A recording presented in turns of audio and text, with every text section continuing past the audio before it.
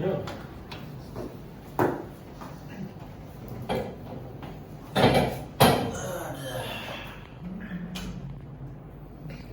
Guys, bahas itu yuk. Ini kan Presiden Jokowi kan lagi mau ke Ukraina nih, buat kayak memperdamaikan dua negara itu tuh. Nah, mau bahas itu gak? Ayolah, lagi apa tuh topiknya? Seru tuh. Nah, gua kemarin lihat tuh katanya ya, kalau ada di video-video di YouTube sama di TV juga, katanya Presiden Jokowi itu presiden pertama loh yang mau mendamai Rusia sama Ukraina. Iya benar, datangnya juga baru-baru ini gak sih? Kan Pak Jokowi ini datangnya pas perang masih bergejolak gitu. Selain mendamaikan kedua belah pihak yang sedang berkonflik, kayaknya nih ada kepentingan lain nih, kira-kira apa?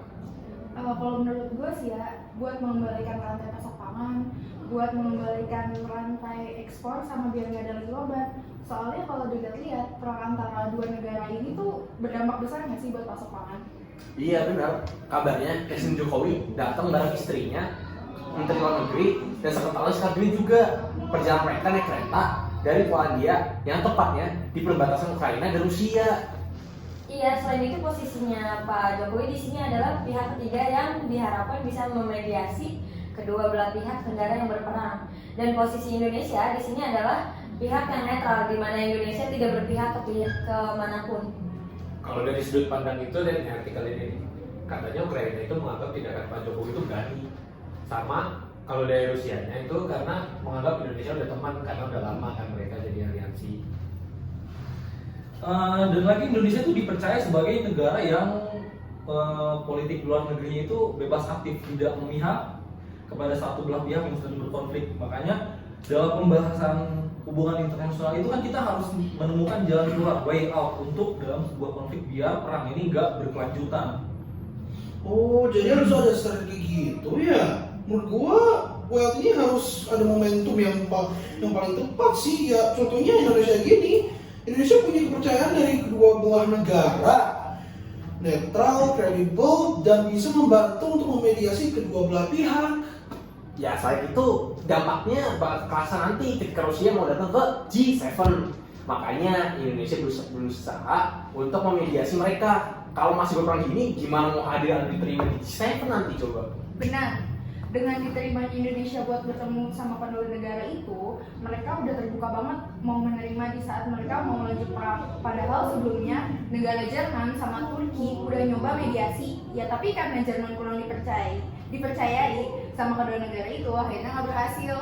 Rio, kalau dari dampak Indonesia sendiri dari perang itu tuh kayak contohnya ya ada kasus COVID-19, terus ada krisis pangan dan krisis energi, sama putusnya rantai-rantai produksi dari banyak barang lah yang kita pakai di sini. Dan kebetulan juga Indonesia ini menjadi presidensi dari G20 tahun ini nanti di Bali. Makanya sudah menjadi tanggung jawabnya Pak Presiden Jokowi untuk berupaya supaya semua negara G20 itu datang biar agenda G20 ini sukses secara global.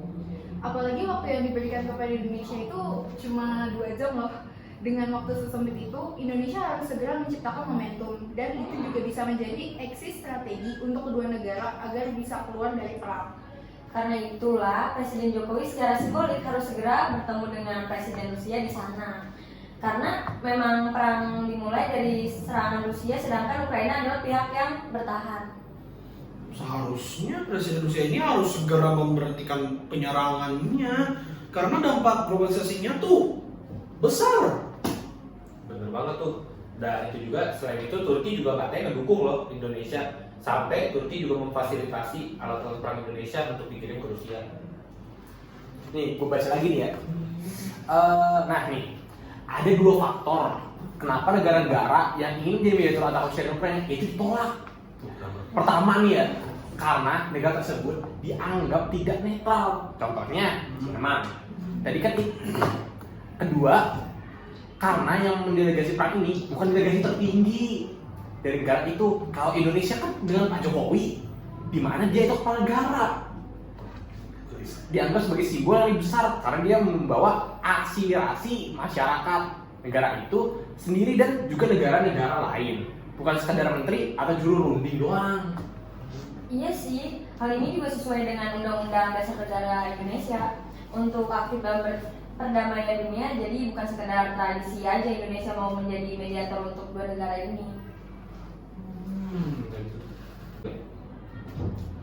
Kalau menurut gue ya, dari pandangan politik hubungan internasional, menurut gue apa yang dilakukan Pak Jokowi itu sangat-sangat dibutuhkan karena di antara dua belah pihak, terutama posisi Rusia yang sebagai negara superpower mempunyai konflik negara yang kecil seperti Ukraina, dan seperti ini jelas-jelas tidak bisa mengimbangi negara yang menjadi oposisi dari Rusia itu sendiri, yang bisa mengakibatkan mungkin yang ditakutkan negara Ukraina itu sendiri mungkin bisa bangkrut apa gimana, dan itu makanya sosok seperti Pak Jokowi dan tindakan yang seperti Pak Jokowi ini sangat-sangat dibutuhkan dalam konflik ini. Gue juga setuju tuh. Nah, walaupun cuma itu ya, ada lagi nih. Kalau misalnya Pak Jokowi berhasil membuat Rusia dan Ukraina damai kembali, gue yakin nih, minyak dunia, makan bahan pangan itu lancar lagi. Coba sekarang, Rusia kan itu emang penghasil minyak ya. Karena emang lagi perang, dananya dibutuhkan. Kalau misalnya mereka damai, lancar dong. Inflasi turun. Harusnya emang begitu. Tapi keren juga sih sebenarnya Indonesia, karena kan dari dulu kan dia GMB ya, nggak ngeblok di mana-mana, jadi dia mendayung di antara dua pulau kan istilahnya, apa dua karang. Kalau kebanyakan negara kan udah pada join NATO, jadi semua kan kebanyakan dia berpihak ke Amerika. Jadi kayak alat mainnya Amerika kan, malah semuanya pada ngikut keputusan Amerika. Jadi semacam puppet begitu. Iya. Jadi kalau karena Indonesia nggak join NATO kan ya, Indonesia nggak join NATO, jadi mereka bisa terserah gitu mau ngapain. Jadi peran Jokowi sebagai mediator ini kata gue sih kepake banget memang. Jadi ada kemungkinan mendamaikan, jelas ada. Kalau nggak berhasil seenggaknya ya berkurang sedikit lah gitu, karena kan memang udah dari kedua belah pihak kepala negaranya udah saling menyampaikan pesan. Itu sih menurut gue aja. Berarti sejauh ini politik luar negeri Indonesia ini lumayan punya identitas ya, Iya. di mata dunia, bahwa kita ini negara non-blok yang bisa menjadi mediator antara dua kubu yang sedang berkonflik, dan itu keren sih. Keren sih. Aplaus buat Pak Jokowi dan Indonesia. Bangga. Apalagi kubunya kubu gede. Iya, iya. Kita Indonesia bangga harusnya. Harus. Saya bangga jadi orang Indonesia. Ayo juga Saya bangga. juga.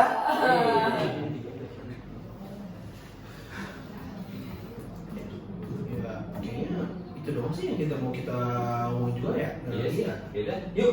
Beres-beres ya. Beres-beres yuk. Oke guys.